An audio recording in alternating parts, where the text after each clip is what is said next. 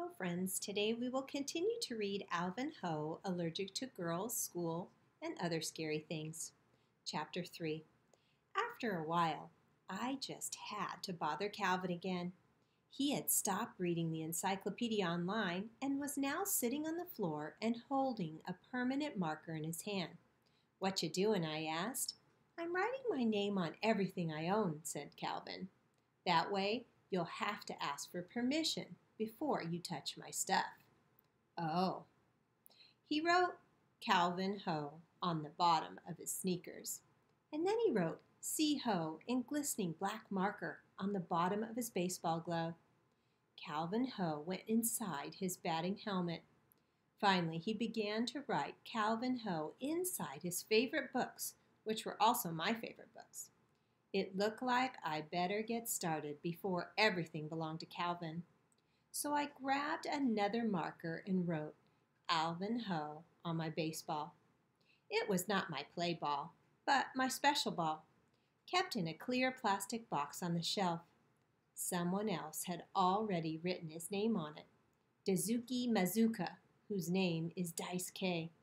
I can roll as fast dice too, especially when I'm Firecracker Man, so my name sure looked fantastic right next to his.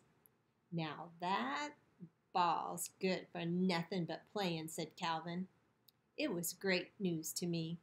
I had always wanted to throw it.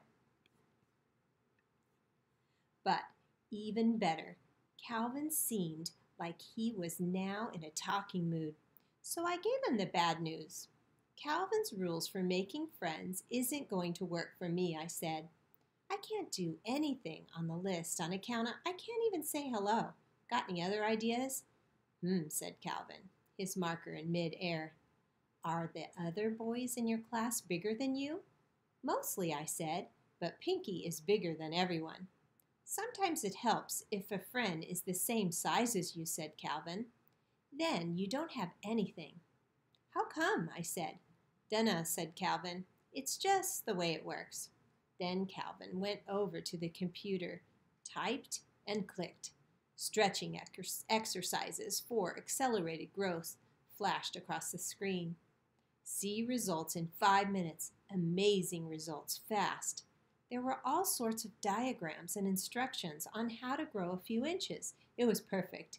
He printed a few pages and hurried outside to the backyard with them. Summer wasn't quite over, but fall was already showing off the pretty leaves, butter, cinnamon, orange, and burnt toast colors. The leaves looked like fireworks exploding in the golden afternoon light, and Annabelle was singing underneath them. "La la la la la la la," Annabelle sang. "La la la la la la la." Annabelle was digging holes, one of our favorite things to do. Her holes were not as good as mine. They weren't even real holes, just dimples. But she sure loved digging them. "La la la la la la la," she sang, like a little bird. The garden hose was in one hand, and one of my carved sticks was in the other. I ran over. I nearly almost gave her a thumping, but I didn't. I remember just in the nick of the time that I'm a gentleman. My dad taught me and Calvin the rules of being a gentleman. Rule number 1, no hitting, especially girls, unfortunately. If I remember only one rule, it should be this, my dad said, and if I forget it. I will not be a man, but a mushroom. Being a man would be a lot easier if Annabelle didn't mess up all my things, eat my food, drink my chocolate milk, or get in my way. "Annabelle," I said, breathless, "my stick's been carved, and it's not for digging. It's only for, robbery and mayhem." "Yep," said Annabelle, and she stopped. She looked at the stick. My dad had shown me how to use a knife and to take off the bark so that it would look smooth. I had a rare collection of sticks against my back fence. "And it's good for digging," Annabelle said. "Try it." So I did, and so did Calvin. He digs better than anybody. He is a regular backhoe. Someday he could become the world's best digger. Dirt flew and water gushed. It was great. When our yard had more holes than a prairie dog's exhibit at a zoo, we stopped. Annabelle, you're right, Calvin declared. These sticks are good for digging.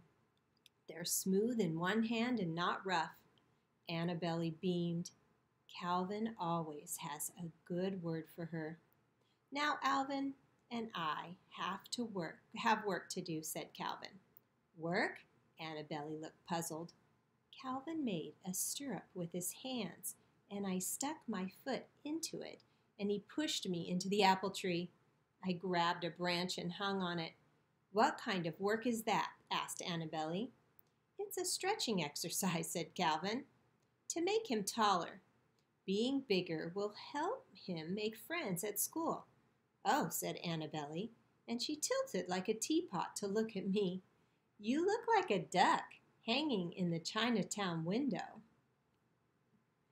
Come on, let's help him, said Calvin, and he reached up and pulled on one foot, and Annabelle copied.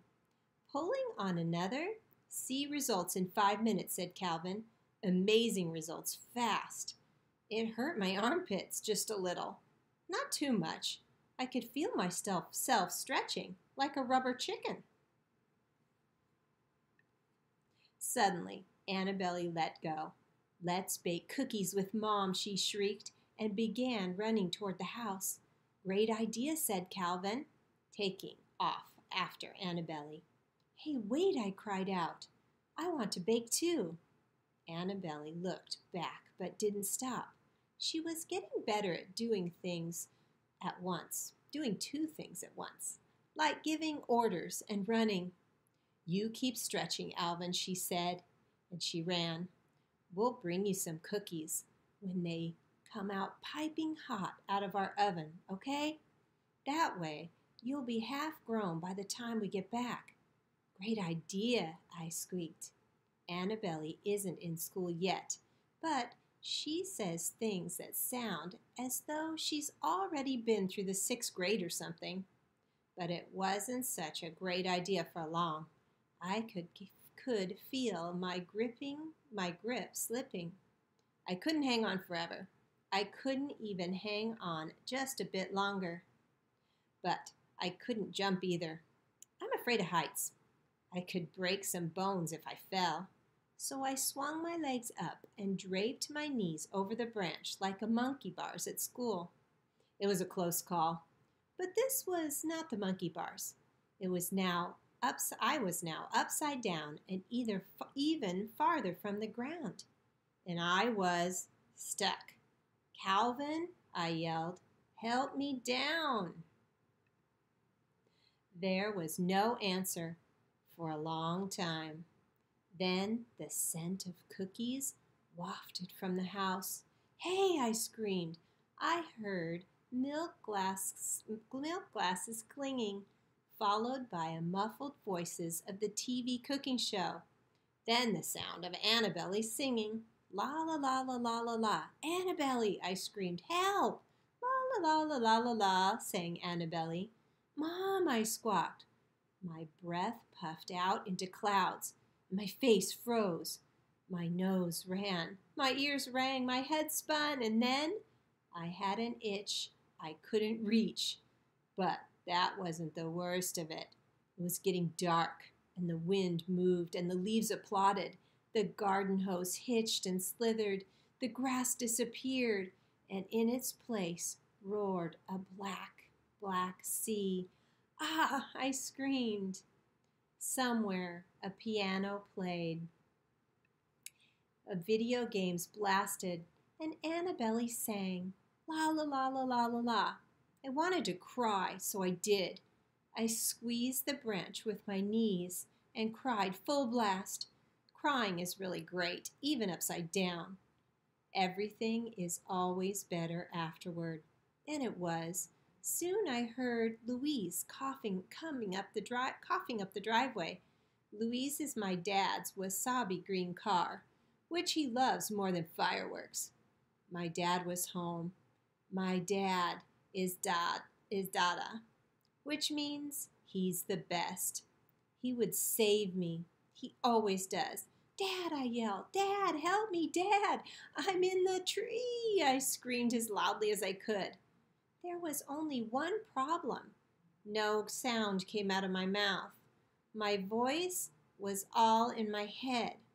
And out there in the cold, in the dark, in the grasp of the evil tree, perched above a hungry sea, I was too scared to speak, and school hadn't even begun. Oh, you poor thing, said my mom, rolling me up in a blanket before carrying me to the house. How did we forget you? It was easy to forget me. I don't make much noise whenever I'm scared out of my wits, and like my dad says, out of sight, out of mind, which means if you don't see me, you won't think of me either. But finally, when my mom saw my empty place at the dinner table, she thought of me. My mom is the mom. She never had another life like my dad, who was probably secretly a gung fu action hero, spy master, assassin before he was my dad.